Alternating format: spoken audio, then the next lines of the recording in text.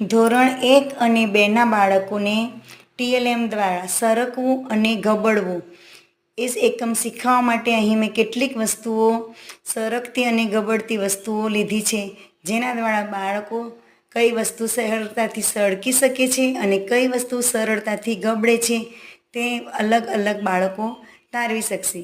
કે અહીંયા નળાકાર વસ્તુ છે, ગોળ વસ્તુ છે અને સહેલાઈથી સરકી શકે તેવી પણ વસ્તુ છે. તો બાળકો આ TLM દ્વારા સરળતાથી આ એકમ શીખવી શકાય છે.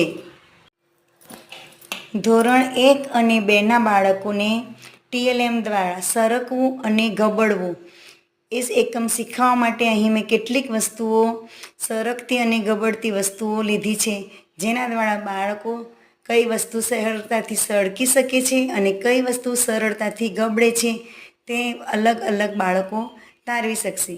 કે અહીંયા